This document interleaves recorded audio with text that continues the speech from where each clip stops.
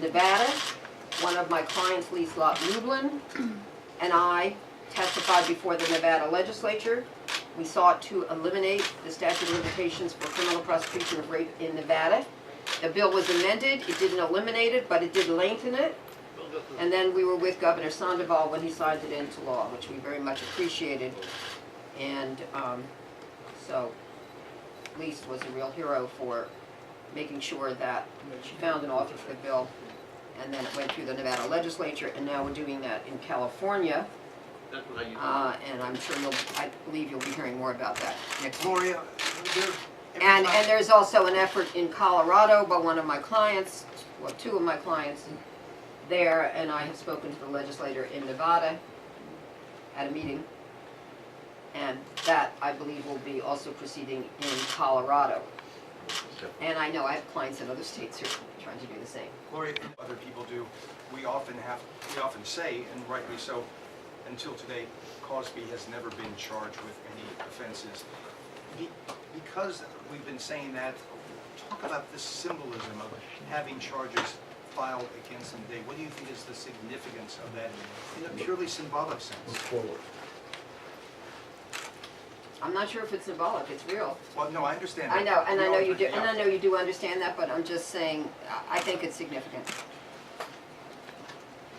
Because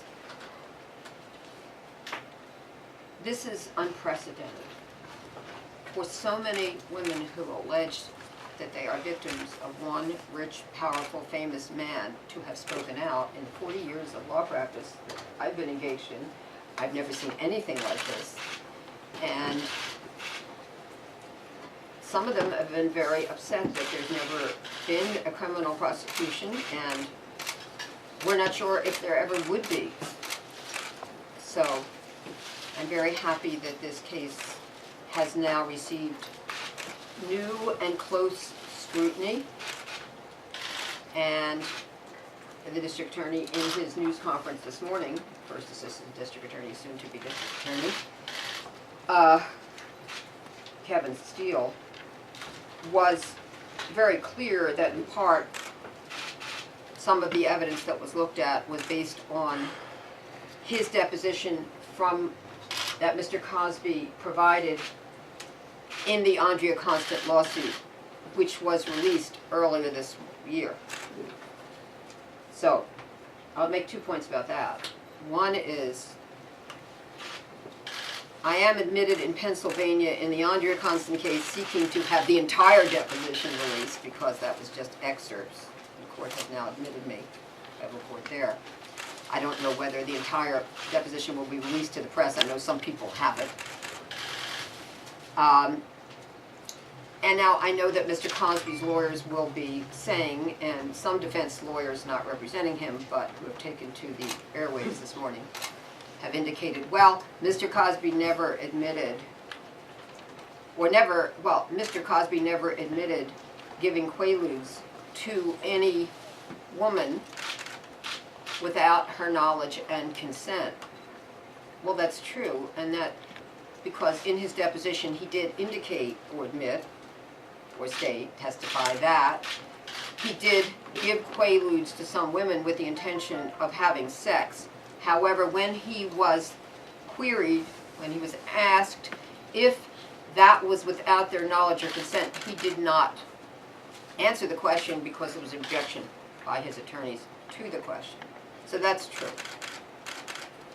I want to say one other thing. This is something I heard also a defense attorney, shall remain unnamed, say on television this morning, which was, well,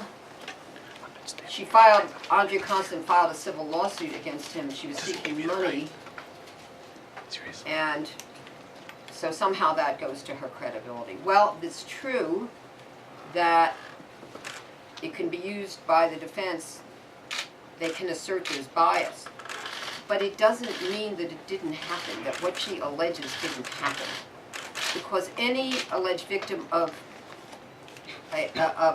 digital penetration or indecent assault or rape has the right to file a civil lawsuit.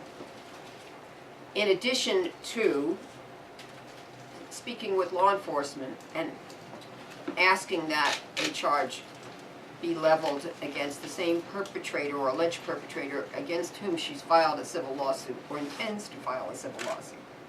That happens frequently. So I just had to say that because I know that's going to be a theme, a rallying cry by many defense attorneys with respect to her and her attorney, Dolores Triani.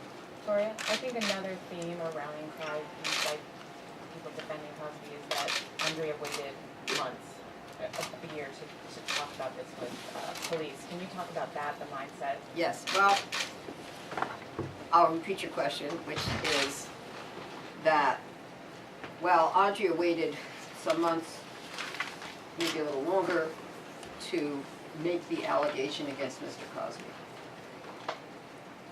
Of course, we always encourage a person who is an alleged victim of an assault or rape or any other indecent act to seek the advice of an attorney first and also go to law enforcement and report.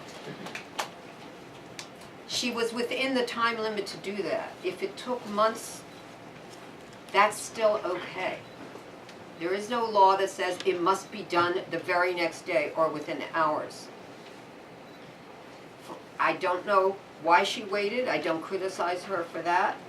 Often, for many victims, and I represent victims every single day, all over this country, often groups of rape victims that I'm representing, she's not alleged to have been raped her. Sometimes they really have to process it. They have to think about what just happened, come to terms with it, seek sometimes the support of family, friends, a counselor, a minister, a rabbi, a priest, attorneys, so many others before they make that decision as to, well, which option are they going to exercise? What options do they even have? And it can be very intimidating to go up against a celebrity who has an army of attorneys. In this case, for the civil case, he has 700 attorneys.